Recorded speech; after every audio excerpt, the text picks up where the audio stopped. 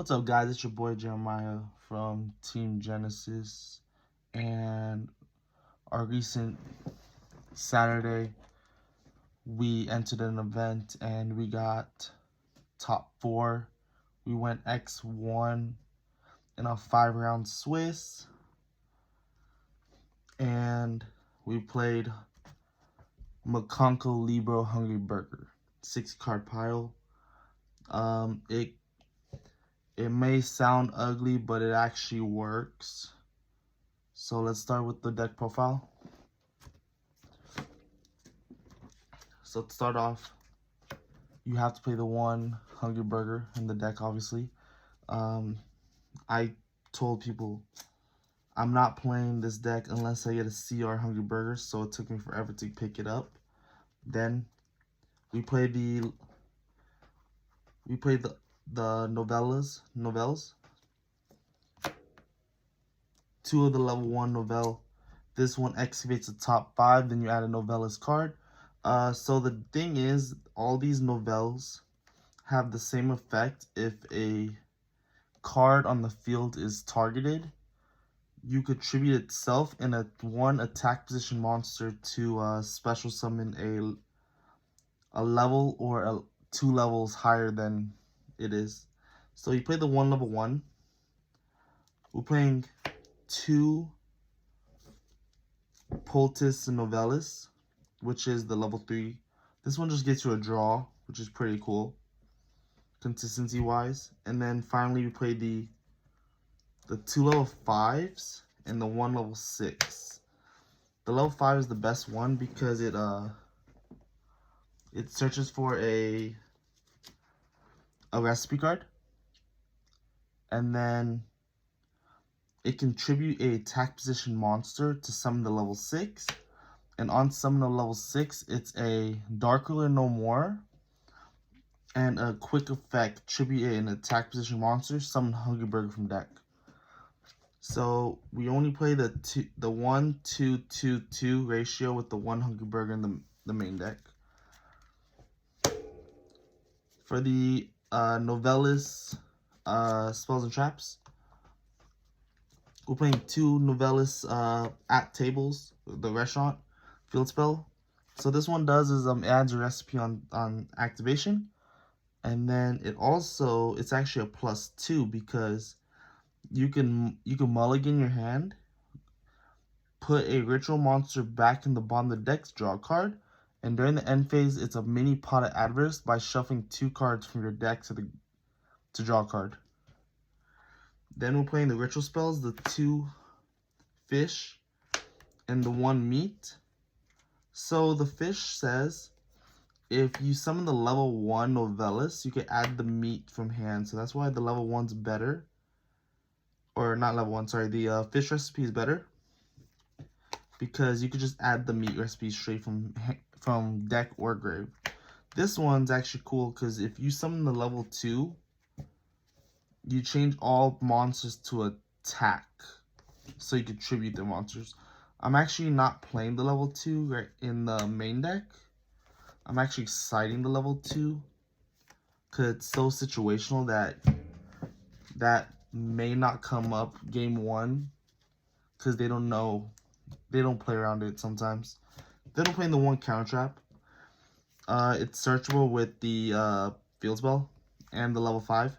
So it's an Omni Negate, and then if you summon Hungry Burger, it tributes all monsters on my opponent's field. So that's all the burger stuff. I'm also playing a Libromancer engine. We're playing the triple Libromancer Fire, triple Libromancer Geek Boy. This one searches for a monster, this one searches for a Libromancer spell. So Libromancer monster, Libromancer spell. We're playing the 1 agent. So the agent's actually really important because it adds your follow-up. So it adds any of the Libromancer monsters that's engraved. Then we're playing the 1 ritual monster with the 1 trap card. It's like a inherently good Omni negate, but it also targets your Libromancer ritual monster, so it does trigger your novellas.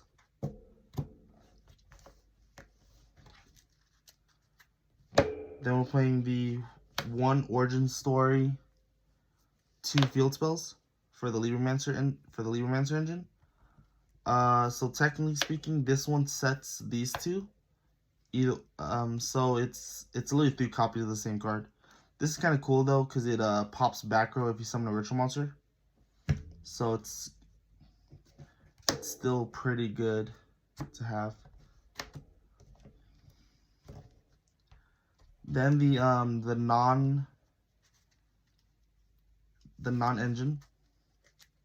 We're playing the 1 Gale Dogra, 1 Diviner, double Ben 10. And this is gonna be weird because we're playing the 1 Infernoble Knight Renard. So we play the Infernoble Knight Renard because we do play a mikanko engine in this deck, which I'm gonna show you right now.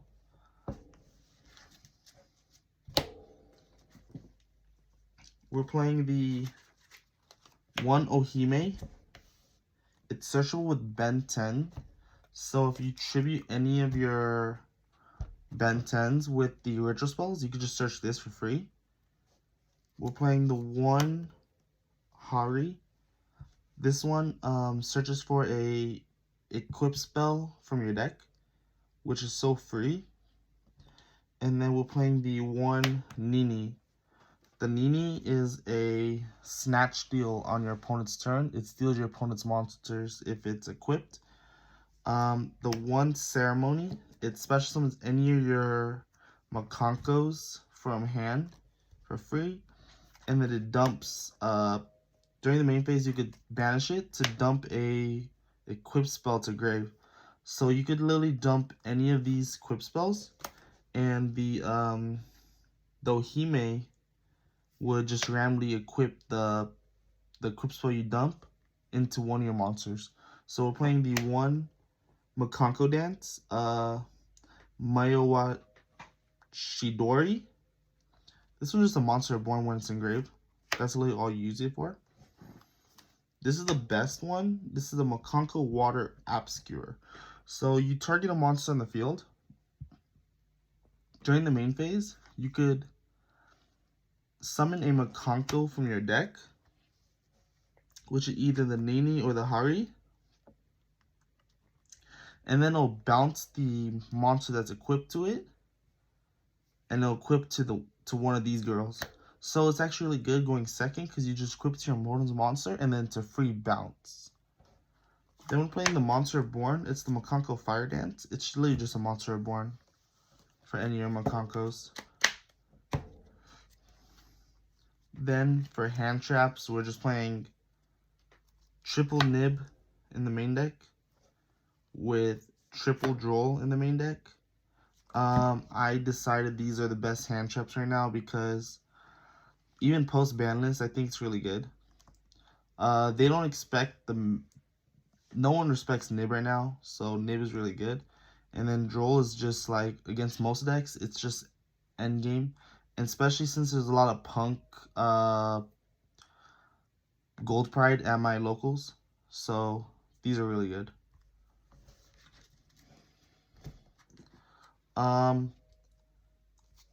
Triple Italy. It's for the Geek Boys. You can summon Geek Boy for free. 1 Terraforming. It's the bridge between my 2 ritual spells. Or sorry, 2 field spells. Then this is actually this is the really important thing, is that I'm playing triple prep, triple pre-prep, and triple today's menu. So in a 60-card build, you want to see as many cards as possible.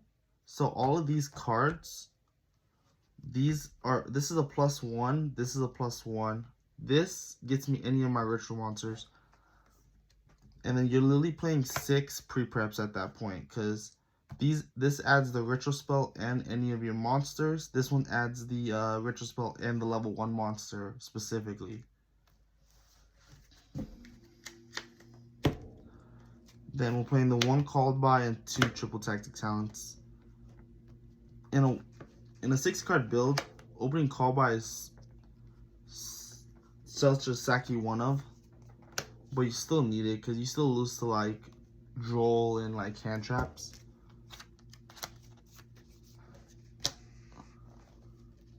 For the extra deck, we're playing the 1 Baron de Fleur. It's a French deck, that's why I wanted to play it. 1 Savage Dragon. You can make a Savage Dragon during your combo.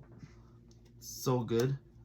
So the reason why we're playing, and also I'm playing this because it's searchable. So we're playing the Gale Dogger in the main deck because you can search it with the Cupid Pitch. So Cupid Pitch gains a level. So you use it with the Renard. It'll be a level 5. Then any of your Mikankos, you use synchro into the Savage. Then we're playing 2 of the Herald Arclights for your Gale Dogger and your Diviner targets. Those are the synchros. Then we're playing the Lynx 2s, IP, Phoenix. This is actually for the Isolde play because this is a warrior. So this deck doesn't play that much warriors. The only warrior you play is Agent. So you make this and then you just summon Agent and then summon Isolde. Double Dynamondo. This card's insane, this deck, because you target literally any of your monsters and then chain 1 of your Novellas and tribute them for free. Instead of shuffling, you just tribute it. 1 Unicorn is the Link 3. Then our Link 4s, we're playing the Appaloosa and the Axis Code. And then finally, we're playing the Link 5 Underworld Goddess. Underworld Goddess is the only reason why I put Underworld Goddess is because I have no out to Psychic and Punisher. So we make the Link 5 just so we can have it as a utility card. Because you never know if we're gonna, since we have a lot of gold Pride Punk, they're always gonna make Psychic End.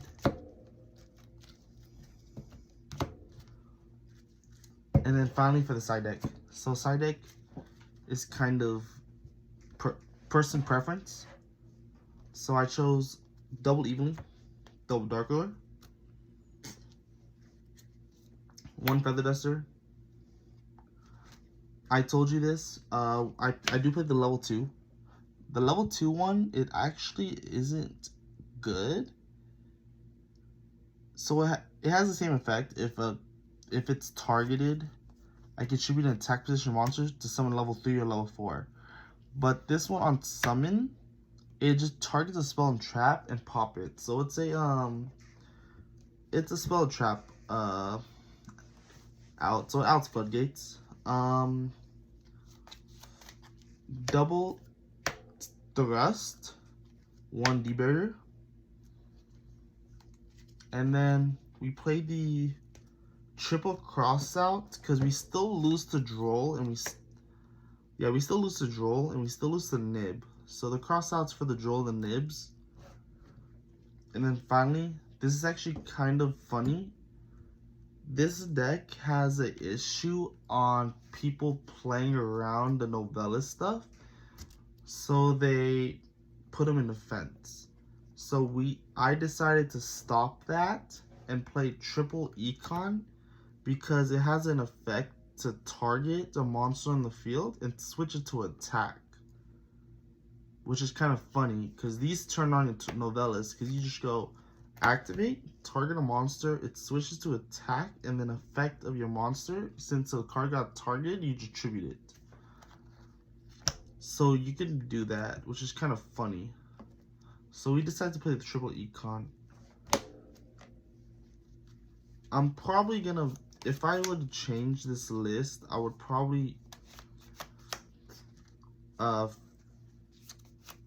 mess around with my ratios more. But I'm actually really confident that this deck's actually really good, this format. And it's actually gonna be a top tier deck soon. Once the new novella stuff gets support, then we'll be cooking. And thank you for the profile.